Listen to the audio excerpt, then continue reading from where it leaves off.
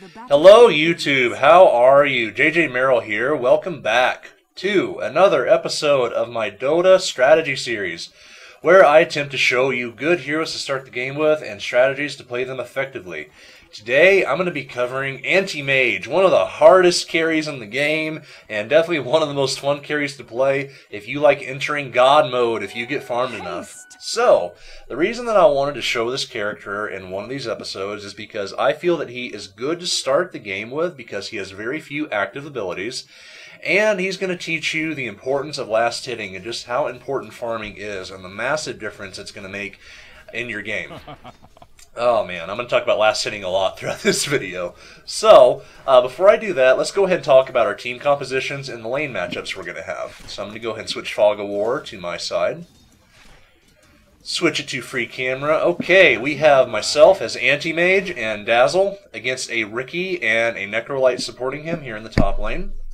We have a Pugna and a Shadow Fiend in mid. And we have a Venomancer and Earthshaker against a Queen of Pain and Silencer in the bottom lane. So this is going to be an interesting lane, I can tell that for sure. I played this game maybe about a week ago, so I forget exactly what happened. I do know one thing for sure. The game did not go terribly well for one of the two teams that you are going to be watching here. I don't want to say which one, but yeah, it did not end well for one of these guys. So, all that being said, lane matchups look okay. Matter of fact, this is kind of a good segue into talking about like the item and skill build I want to take with Anti-Mage. This game I started with a Stout Shield, Salve, Tangos, and 3 Iron Branches. I think maybe since I have a Dazzle with me, I may have gotten a bit too much regen, and I may have even should have went for something like a Quelling Blade, because, to be totally honest, I have a lot of trouble last hitting his Anti-Mage very reliably. While his damage is not low by any means, picking up a Quelling Blade on pretty much any melee hero is such a huge help in last hitting. And for the very small amount of gold it's going to cost you, it's going to make up for itself in picking up those last hits you just barely didn't get. It is really going to make all the difference. So that's just one thing I noticed right away about this game that maybe I should have thought of. And again, I want to re-emphasize the point that you should always go into a game not thinking, okay, I'm going to pick up this skill, this skill, this skill, and I'm going to plan it all the way up to start getting stats. Don't do that. You need to adapt your skill build for every game that you're going to be in. There is never one 100% correct skill build you should always go. Venomancer gets first blood in the bottom lane. Very nice. So that is a really good start for us. Took out Queen of Pain. Alright, back to what I was saying about skills and items. So again, don't go into games having a preset skill build. Now that being said, I do highly recommend taking Blink at level 1 on Anti-Mage.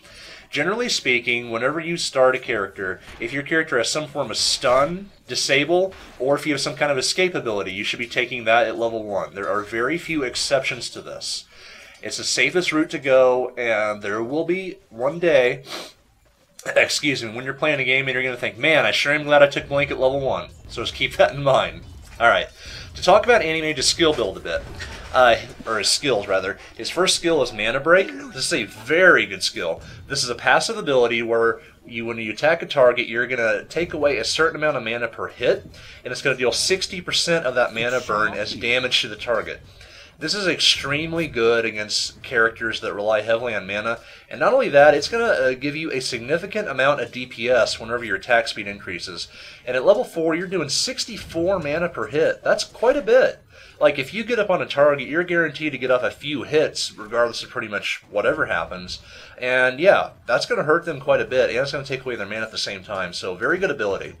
His second ability, Blink, one of the best abilities in the game. Like, this ability is so good, I honestly feel it could actually use a bit of adjustment. So this ability does exactly what it sounds like it does. It allows you to blink to target location. Pretty long range on this thing. Cheap mana cost, and its duration scales really well as you level it up. At 5 seconds at level 4, you can blink. That is really, really good.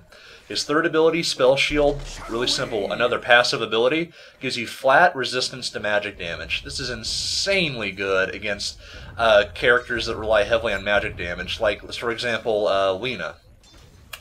So what it comes down to is Lena's ultimate's not going to one-shot you if you have some points of this ability.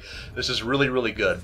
His ultimate, Mana Void, what this does is whenever you use this on a target, depending on the amount of mana they have missing, each point of that is going to deal damage to the target. So if a target has a considerable amount of mana missing, it's going to hurt them quite a bit. This synergizes really well with your Mana Break skill. So the idea is when you're up on a target for a while, you're going to be burning their mana, then you can cast Mana Void as a finisher. This also has a small radius of 300 on it, so this can hit multiple targets at once if several heroes are clustered together. And it also has a very, very small stun on it as well. This is a really good ability. I really like this. It's great as a finisher. After you've wailed on a guy for a while with your Mana Break, Mana Void, they're probably going to die. Really good ability. So, the way that I typically like to build Anti-Mage, and again guys, remember this is variable, this is not set for every game, is I get Blink at level 1, then I like to go ahead and pick up some points in Mana Break, get Spell Shield usually at level 4, after that I'll max Mana Break, max Blink, max Spell Shield. Now again, if you're in a game where you're taking a lot of magic damage and you think that you're going to have trouble with that, pick up some more points in Spell Shield. You'll notice what I did here is I did pick up an extra point in Spell Shield, which honestly I think might have been a kind of a mistake.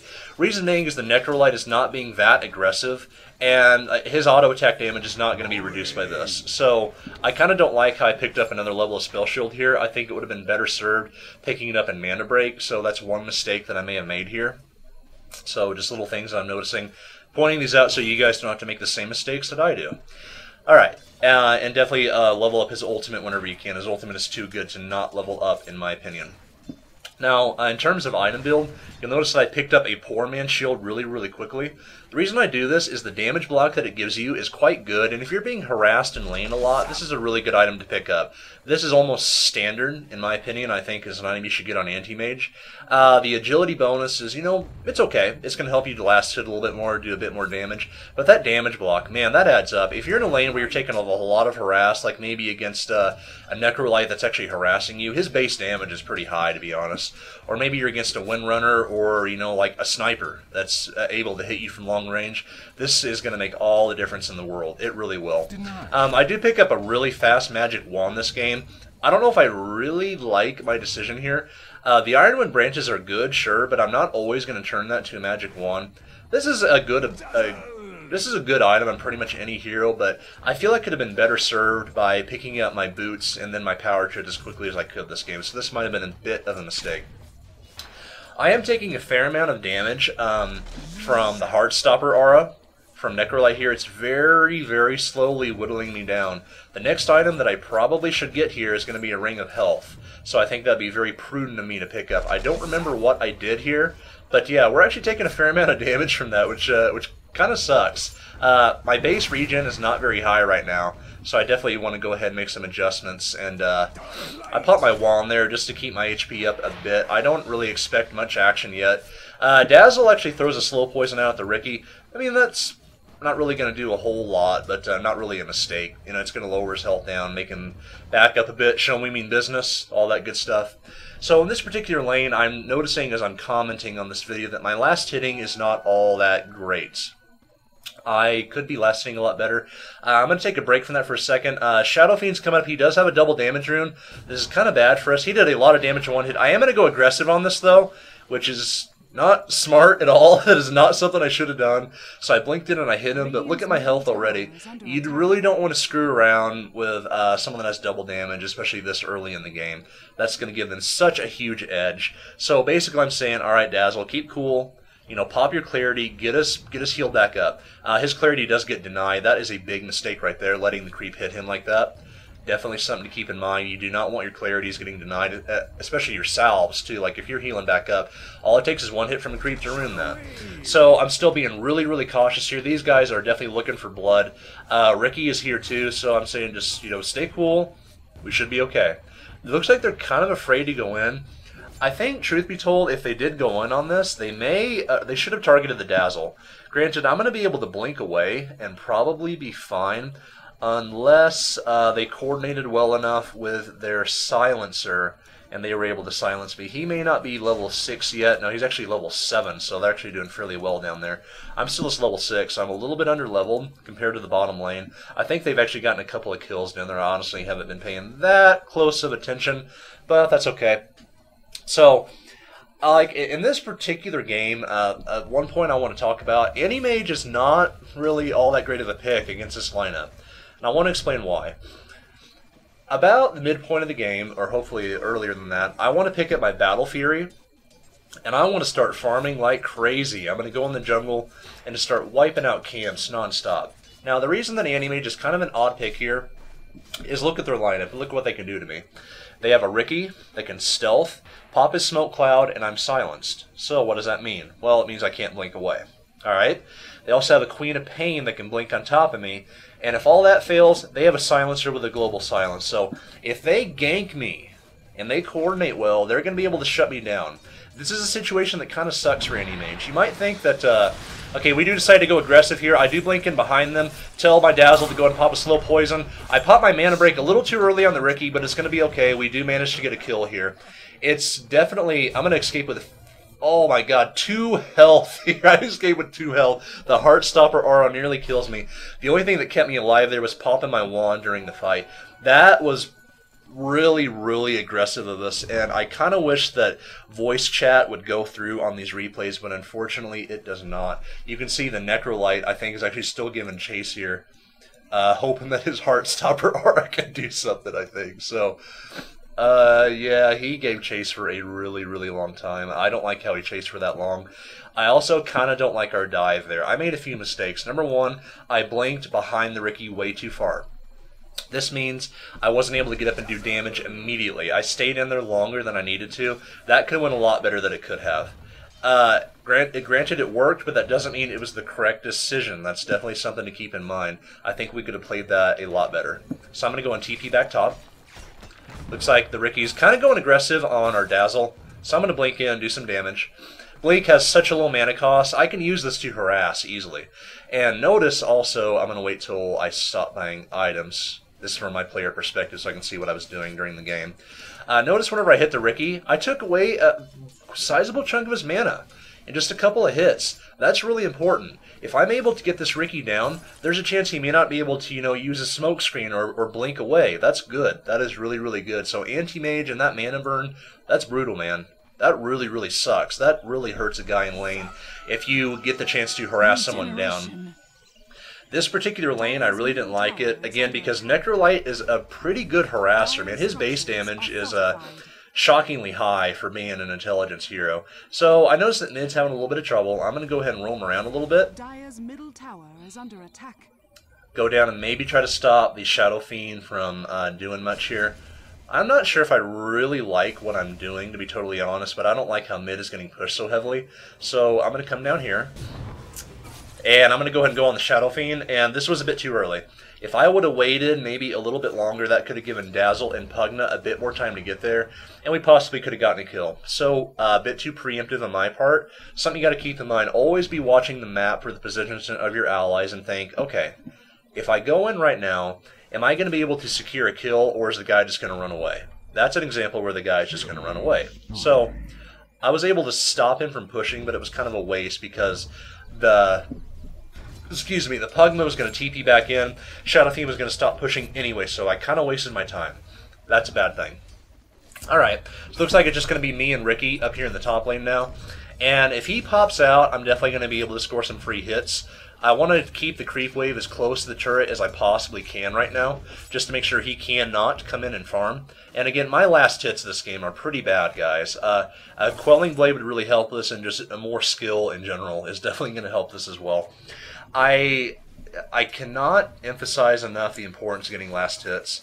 Sentry Ward does go down. This does give us vision of the Riki. Unfortunately, he's going to be able to invis. It's not quite up far enough, but good on the Dazzle. He throws down another Sentry Ward. So I'm definitely going to go aggressive on him here. I should be able to Mana Void. Mana Void a bit too early. That was definitely a mistake, and he's going to be able to walk away scot-free. So I'm using the Mana Void a bit incorrectly there. If I would have gotten off a couple more auto attacks and waited for this, I may have been able to get a kill on the Riki. So a few things to keep in mind. Don't don't jump the gun too much on this. And keep in mind that you can click on an enemy hero and see where the mana is at. So in the heat of the moment, it can be hard to remember to do stuff like that, but it's really, really helpful. Like if you notice that they have a bit more mana, yeah, maybe I can get in a couple more auto attacks here. That can make all the difference getting the kill, especially whenever this gets up to higher levels. I mean, the scaling on this is quite high, especially at level 3. I mean, 1.1 damage per mana missing. That is a lot of damage. That is a huge amount of damage, especially against heroes with a high mana pool that you've just so politely burned for them. So, Necrolight's coming back up. Our wave is pushing, excuse me. Global Silence comes down from the Silencer. Looks like they're probably going to have some action at bottom. I kind of want to catch this if I can. That's going to be a kill. Very nice. Queen of Pain's going to take him out, but that's okay. Did manage to get a kill in the Silencer. Trade 1 for 1. Not the worst situation in the world, so that's not going to be so bad. Looks like not much else is going to happen there, so let's go back up top. I want to talk about last hitting a bit more. So at this point in the game, I should have a lot more last hits than I do. Let's take a look at the graphs and see exactly where we stand. So my gold per minute right now is 209. This is not all that good for what an Anti-Mage should be getting. Like if you notice, the Silencer is out farming by a bit. The Venomancer and Pugnet is as well. Now the Venomancer's gotten a few kills, so this is going to throw it off a bit. Let's take a look at. Middle tower is under attack. Bear with me here. Okay, there it is. Okay, so let's take a look at our last hits and see what it looks like right now. Right now I have 49 last hits compared to Ricky's 16. And so Ricky is farming really, really badly, and Necrolight actually has more last hits than he does. This is a mistake. This is really a mistake. If Necrolight meant to go up here as an intention to support Ricky, it's obvious that he's been stealing last hits from the carry. This is a huge mistake. Do not do this, guys. Yeah, you're hurting your overall chances of winning the game more than you're helping yourself. That is really, really important. Looks like the Venomancer has 34 last hits, Earthshaker has 10. That's perfectly fine. That's okay. But honestly, at this point in the game, I should have a lot more last hits than this. The Pugna with 56, Shadow Fiend with 73, so they're doing pretty well mid. I should have a lot more last hits than this. This is a pretty bad showcasing of this. And again, Quelling Blade is really going to help you with this. If you feel like you're going to gain an edge by getting it, do it. There is nothing wrong with any Quelling Blade. I cannot emphasize that enough. This particular game, I actually did end up needing my regen, partially due to the fact that that Heartstopper aura can do a deceiving amount of damage over the course of, a couple minutes in the early game. So I did end up using all my salves and all my tangos as well. Right now, I have a lot of regen. I have my Ring of Health, and if I really need to use it, I have my Power Treads. I can switch on Strength if I do need to have a bit more durability. So I don't have much to worry about for regen at the moment, especially with a Dazzle in the lane. But again, last hits this game, not good, guys. If you play Anti-Mage, you should be doing a lot better than this. Now, as the game progresses, I'm going to be able to kind of climb out of this, but if the team would have coordinated and tried to shut me down, which they still kind of can at this point in the game, I could have ended up completely worthless. And this is definitely the lineup to do it. They have enough silences that it's really going to be a pain if they did decide to gank me. Again, you might not think that silences affect Anti-Mage that much, but during a gank, man, it's everything. Your HP is pretty low, like only 750 HP right now. That's not all that much. Your HP as a hero in general is not all that high as Anti-Mage, so you're fairly fragile. That leads to the concept of the fact that, well, you don't have to go all purely damage items on him. Getting someone like turning this into a Vanguard is fine. If you're taking a lot of physical harass in lane, or if there are a ton of physical heroes on the other team, Vanguard is fine. That's actually a decent pickup. Or, say, late in the game, if you need to really, really tank up, maybe getting a Heart is a good idea, after you complete your core, obviously. So, just continuing the last hits here, farming as well as I can. I really don't want to go out and team fight yet. I haven't died yet, so that's a good thing. Just sitting here getting last hits. And my first big item that I'm going for, aside from my Power Treads, which I've done, is going to be a Battle Fury. The reason that Battle Fury is so good on this guy is because it's going to allow you to go into the jungle and farm like there is no tomorrow. Whenever I pick up the item, you're going to see just how absolutely ridiculous it is. I do want to say that this game does go on for quite a while, and we probably could have ended it well before it did end. But that's okay because it's going to allow me to show you just how powerful the farming with Anti-Mage can be. And when you're playing, these low skill games where you're going to be able to get away with this kind of stuff, hell, go for it. Go in the jungle and farm. Farm, farm, farm. Just farm all day long. Come out and completely wreck the enemy team. More often than not, when you're playing Anti-Mage, that is exactly what's going to happen. So, this game, I did make a couple of adjustments here. So, you notice I maxed my spell shield before I maxed my blink. Earlier in the video, I may have said to max blink before spell shield. That's not always correct. Someone that has more experience than Anti-Mage with me can probably chime in on this. I'm taking Spell Shield here, mainly for the reason that I just kind of want some more resistance to damage, especially, if the Necrolite decides to go aggressive. If Queen of Pain blinks in and starts raising hell, I don't want her Scream and her ultimate to completely melt me. This is really going to help against this. I'm not that scared of the Ricky right now. You saw just how bad his last hits were. They're absolutely terrible. This is all he has. He has Power Treads and he has a Morbid Mass. I'm guessing he's going for Mask of Madness. I guess that's what he's going for here.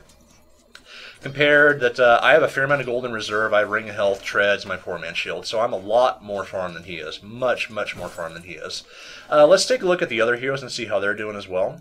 So Shadow Fiend, he rushes Blink Dagger and he does have his Power Treads. So he's getting fairly farmed. He's probably going to go for a BKB next.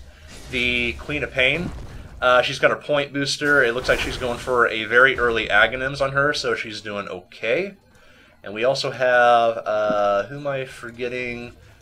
Yeah, Pugna. So he's going for possibly a mech, I guess is what he's going for here. That's perfectly fine. But again, look at this. The Necrolite with 26... So the Ricky's actually caught back up, but earlier the Ricky only had like 16 last hits, and the Necrolite had like 22. So I guess he's realized, okay, maybe I just do need to let the Ricky start getting some last hits here. So, yeah. Alright, Dust does go down. That was very good by the Dazzle. We should be able to take this guy out, no problem. I'm coming in here. I should go ahead and Mana Break whenever I can. Where do I...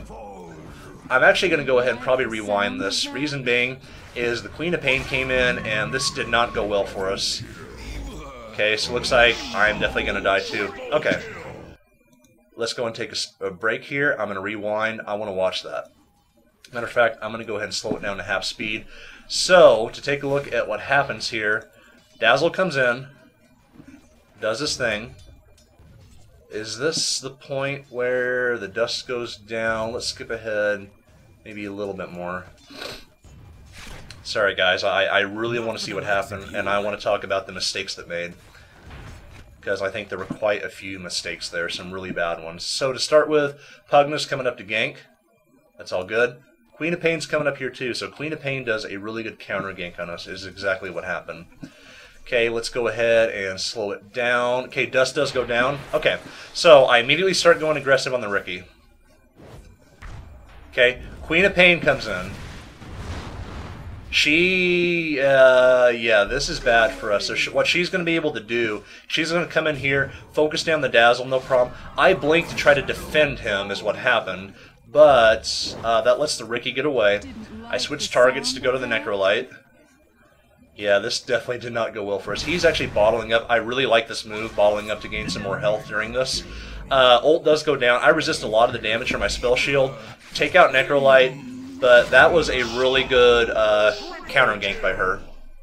And some bad coordination on our part. So, all said and done, not good for us. My first death of the game. And that picks up Queen of Pain a triple kill. So, that is definitely a good thing for her. That was just a really, really bad mess. And, like, if you want to improve your gameplay, do exactly what I just did. Go back, watch these team fights, find out what went wrong. I switched targets way too much. The Queen of Pain came in, did a lot of damage. Our guys panicked, didn't know what to do. Dazzle didn't even throw down a shallow grave at all, from what I saw. So we definitely panicked there. That sucks. And it allows Queen of Pain to get a lot of farm and a lot of kills. So she's kind of going to become a problem now. I guess I really don't regret picking up these levels of Spell Shield now, obviously. But, oh, by the way, what I did there, if you tread switch, that's going to cancel your teleport. During that fight, I think I tried to tread switch to strength just to boost my HP up. I think I eventually settled up on intelligence. Again, I panicked. I really screwed up during that fight. That really sucked. But yeah, if you tread switch, that's going to cancel your TP, so that's not good. I go ahead and I pick up a broadsword, which is part of the Battle Fury. I just want to get a little bit more damage here. I want to make sure that I don't fall behind. Alright, going to go back up here. And overall, that's kind of the first big event that we've seen in the game up here. I hope that it hasn't been too absurdly boring so far. And it looks like he's going to be able to get away just fine. The Dazzle does have Dust. That might have been a kill if he would have popped that Dust, possibly. Kind of some bad coordination on our part. He was far up enough that Dust could have been popped, and I think that actually might have been a kill. But anyway, a lot of mistakes being made so far, and I hope that you guys are learning from them so you can take it in your own game and improve it. So again, last hit's going fairly well. It looks like we're going to have Necrolite. He's creeping around looking for a rune. And I might run into him here. Let's see what happens. I do not know he's here due to Fog of War. Okay, I notice he's finally here. I'm going to go ahead and give a little bit of chase. He beat me to the double damage. He bottled it. He's not going to activate it, it looks like. And get some more hits on him, and there we go. So, what I waited for there is I wanted to make sure that I did enough damage to his mana that it was going to make my Mana Void worth it. So, looks like top lane's in big trouble. I do want to go ahead and blink in here if I can and help these guys out. I am going to go ahead and blink in on the Shadow Fiend. Going to try to do some damage to him. He's pretty fast, though. I'm not all that fast yet, so I really can't catch up with him. He's going to bottle up, and he's going to blink away. He's going to be just fine. Ricky coming in. Wow, that did a lot of damage to him. Gale going down, but unfortunately I don't think we have damage on him, so that is not going to be a kill. Good response from the Venomancer there coming up here to support us, but the enemy team is definitely going to back off now. Again, if we had vision on the Ricky, that would have been an immediate and very, very easy kill. No problem whatsoever. So now I'm definitely going to go ahead and start skilling at my blink. Again, guys, I want to emphasize that just because I max spell shield first doesn't mean that is the correct path. If I would have had a second point in blink during that fight where I died, I could have got away. I had maybe a second cooldown left on blink. I would have been able to survive that. So that's just something to keep in mind. Okay, we do have vision on the Shadow Demon right now. I'm kind of debating on what to do. I don't want to come in here and fight this for the reason right here. There could easily be guys coming down to support from the river. So I do see Necrolite coming in, and I really don't want any part of that, so I'm going to back off. I do finish my Perseverance, but it's going to give me a little bit of damage and some pretty good regeneration, so that's a good item to finish. And I'm getting closer and closer to my Battle Fury. I only need my Claymore, which is 1,400 gold, so I'm getting pretty damn close to that. Feeling pretty good. And once I get that, it's going to get laughably ridiculous just how strong I'm going to become, even though my performance has not been all that great so far. So we're up on the high ground. They did not see this coming. That was a really good gale by the Venomancer. Giving chase to the Necrolite. I'm going to let my guys take care of the Shadow Fiend. I'm not going to worry about that. I want to make sure this guy cannot get away. So they got the Shadow Fiend, no problem. I'm waiting to use my Mana Void. There it is. Good. So, and nice dust by the Dazzle too. So, I'm actually going to rewind a little bit. I want to talk about why that team fight went so well for us. So let's go ahead and skip forward a bit more. And right here. Okay, so the reason this went so well for us is because I really wish I could turn off Fog of War. What's happening here, we're on the high ground. They cannot see us right here. The reason that is so awesome is because walking up here, they had no idea I was here. They had no idea Venomancer was here. And they had no idea our entire team was here. So let's go and start it at half speed. A really good gale from the Venomancer going down. That's going to slow down Silencer and make sure that he has no chance of getting away. I'm doing quite a bit of damage to him already. Okay, the ward from Pugna did an insane amount of damage there. That was good. And again, notice how I don't try to focus down the Shadow Fiend. All my guys are on him already. I want to make sure this Pugna cannot get away. There's no need for me to stay here and fight this Shadow Fiend. I know my team has this covered well enough. I want to make sure this guy cannot get away. Ricky, I really wasn't too worried about him either. Having Dazzle there was a big help. His heal is going to keep everybody alive. Mana Void goes down. Dust went down on the Ricky whenever he was right there. And we pick up a couple of easy kills. Alright, good team fight. Good. Switch it back to our side. Again, guys, I wish I could show Fog of War for how that would have looked from their perspective, but unfortunately, I don't think I could do that through the replayer because through my character's vision, I could see what I was seeing. Maybe I should have switched off of a player perspective or something, but anyway, they didn't have vision, and that worked out really, really well for us. High ground advantage is super important whenever you're doing stuff like that, and that was a huge mistake for them to get that close. Going to be an easy tower for us. And again, notice I picked up 461 gold from last hitting that tower. So that's quite a bit of bonus gold. That allowed me to finish my Claymore and pick up a TP scroll, which I'm going to go ahead and get on the courier right now. Matter of fact, I'm so excited for this, I'm probably going to blink towards it, which I do. Alright, and I'm going to be able to finish my Battle Fury. This is absolutely a core item on Anti-Mage and the very first big thing I like to pick up. So this gives you a pretty fair amount of damage, and it gives you the regen that you already had from the Perseverance, and it gives you a cleave ability. So the way the cleave ability works is I can do damage to multiple targets at the same time. This means that jungling is going to be a piece of cake. Notice how I can blink from camp to camp, and I can clear the jungle in an insane speed. This is where Anti-Mage starts to really snowball out of control. This is also why I said that I really don't like the fact that I picked Anti-Mage against this lineup. If we did not have this ward right here, watching the river, what's going to happen is that Ricky can come in, throw down his silence while he's stealth. Someone like Queen of Pain can come in, or Shadow Fiend can blink dagger in. They're probably going to kill me because I'm not going to be able to blink away. So I am easily gankable. Even with this ward down, I'm still not completely safe. I mean, if they really wanted to, they could smoke up. But that's kind of a stretch of the imagination, I do have to admit.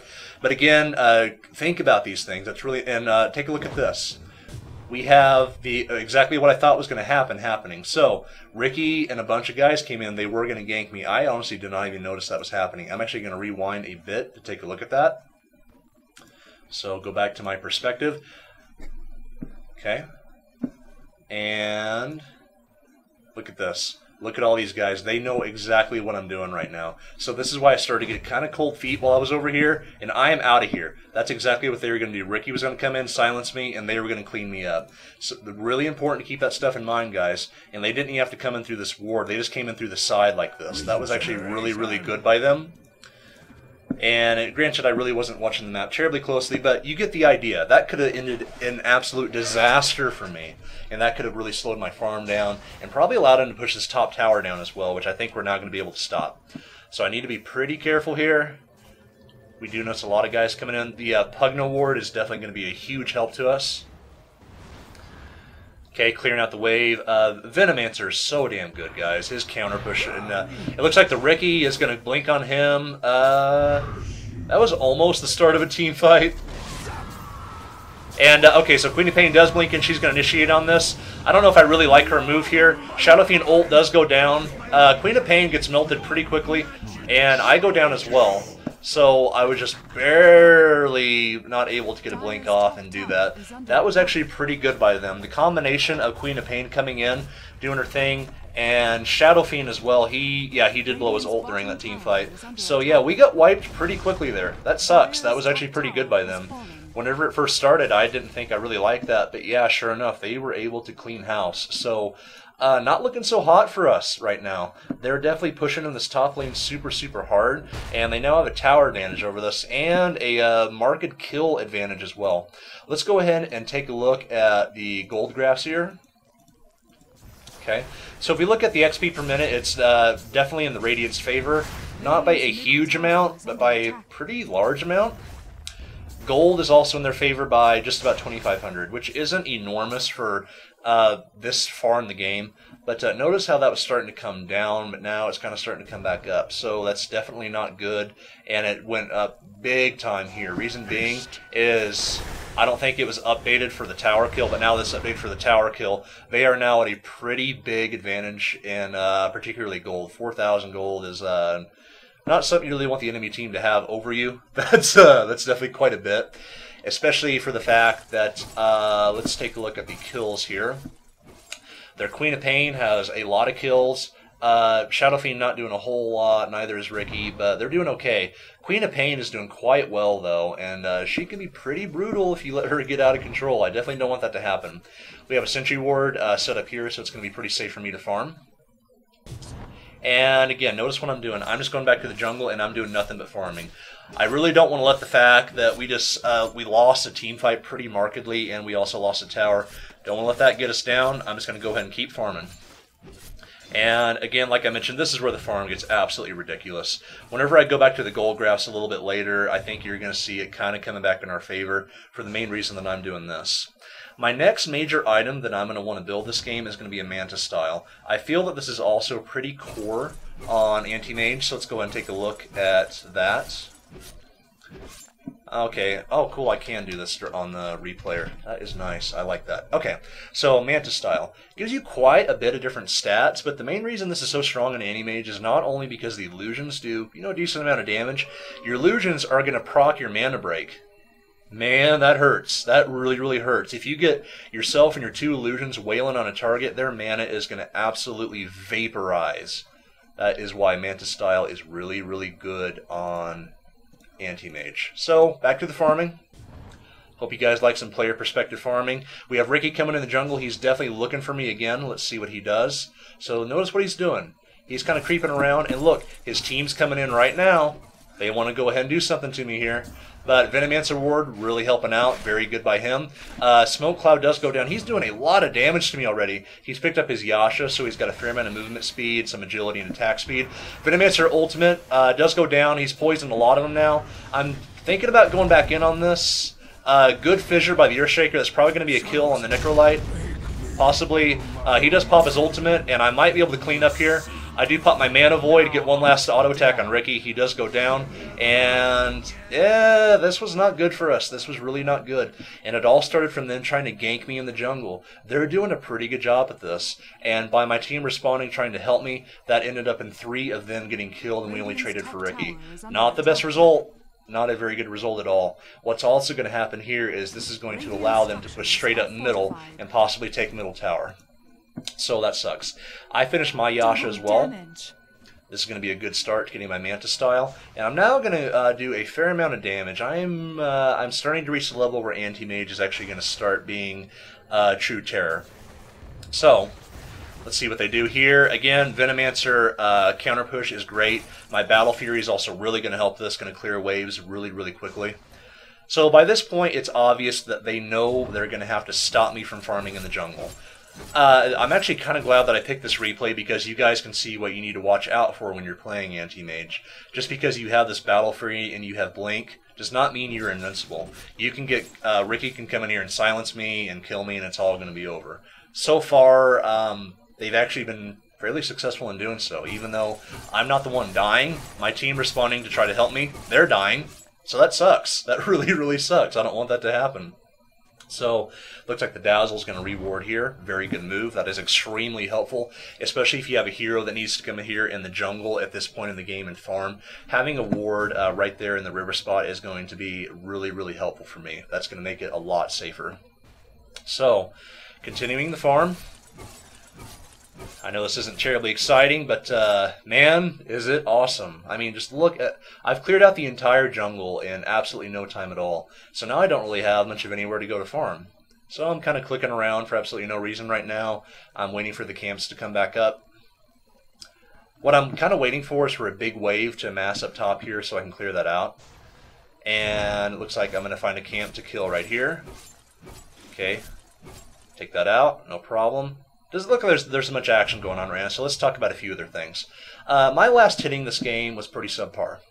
Now that I'm able to farm the jungle up to 136 last hits, Shadow Fiend is still up on me quite a bit with 155. My last hits are artificially inflated now because I'm able to farm the jungle as well as I am. So my last hitting this game, pretty bad. Again, if you guys are going to play Anti-Mage, you should really do a lot better than I did in the earlier phases of this game, especially regarding last hitting. Like, every last hit is so important. Like, let's just take a scenario. Well, Necrolite's going to die. We can look at the scenario first. He is... Does he have a Shadow Blade? No, he must have had into his bottle, so that's fine.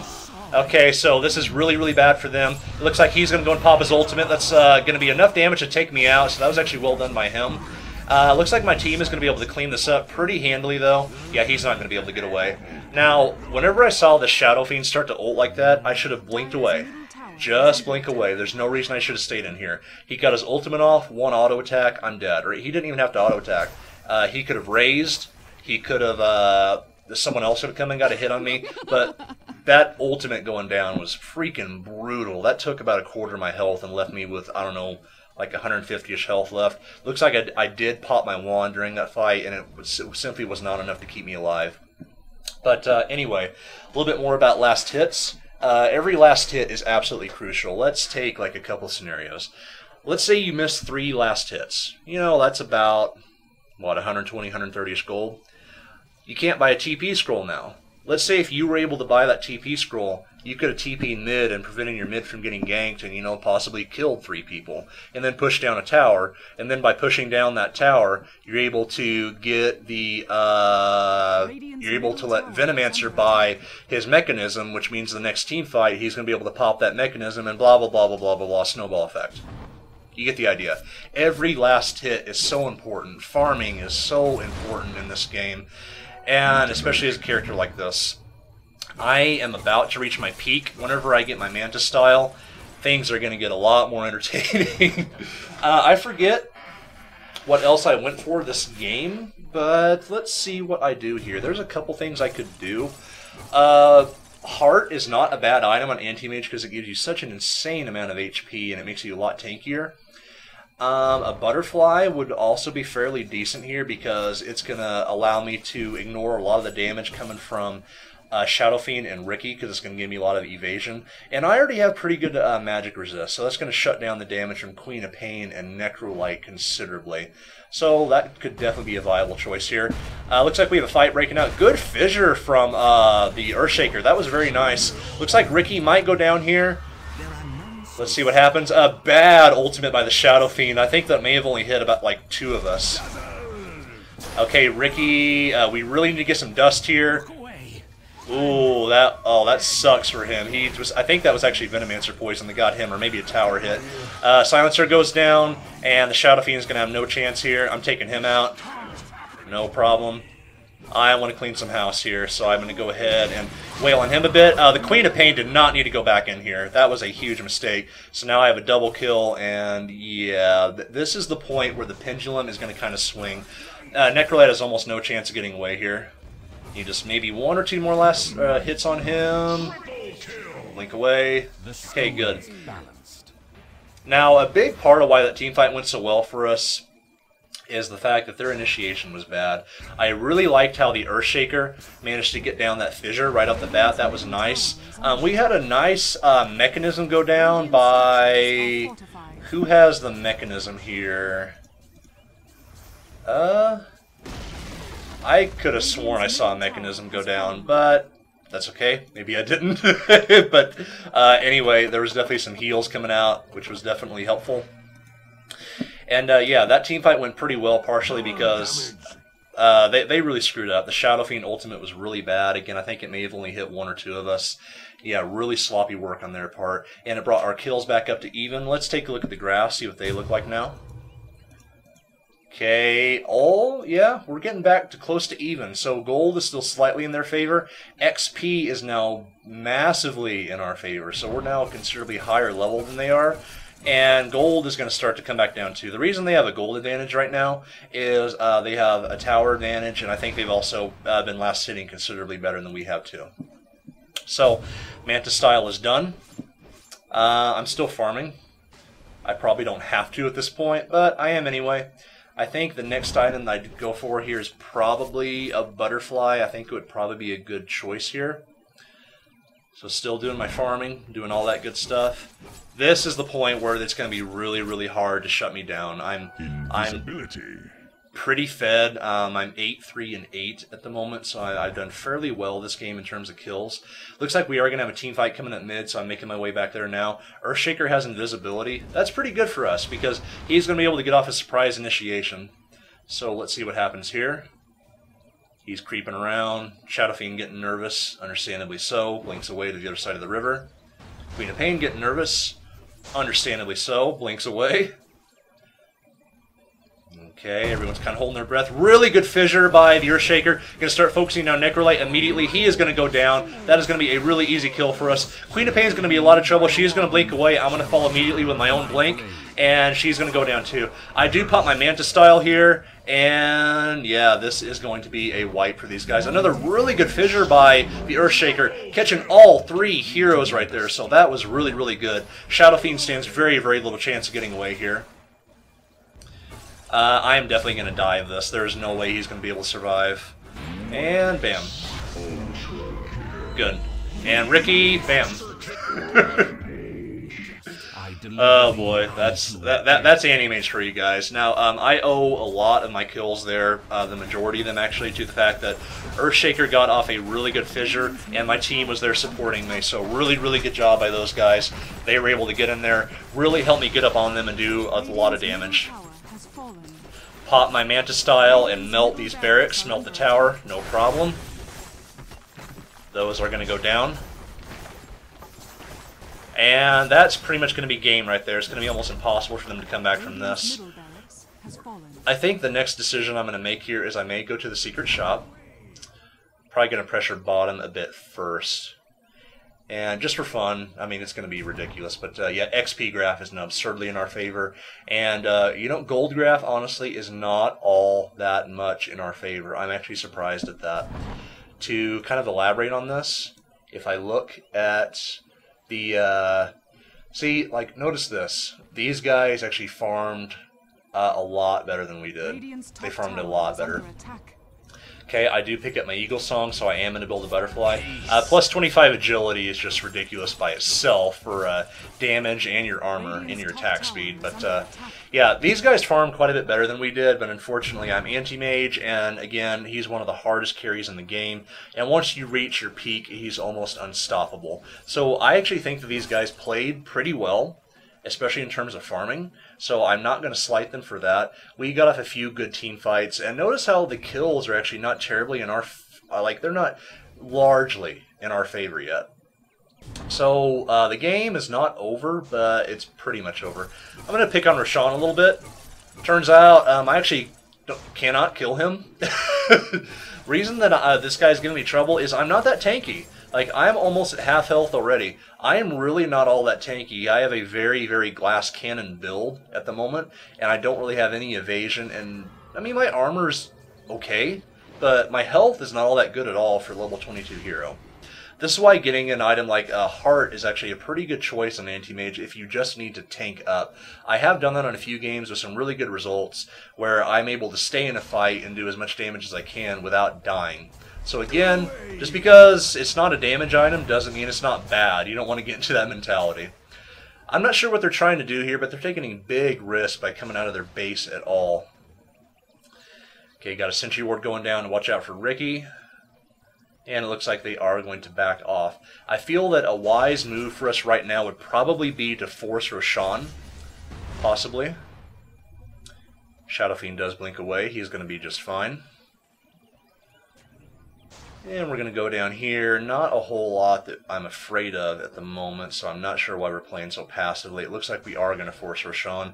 Again, I apologize that the voice chat does not come through on these videos. I really wish it did, because this entire time I've been talking to my team and, you know, coordinating with them on what we should be doing. So with the help of my team, I am going to be able to take out Roshan. No problem. Bam. Alright, good. Immortality. Okay, not a problem there. And I'm going to go on TP top to finish off the last bit of my farm and make sure they can't push this in. They probably couldn't anyway, but that's okay.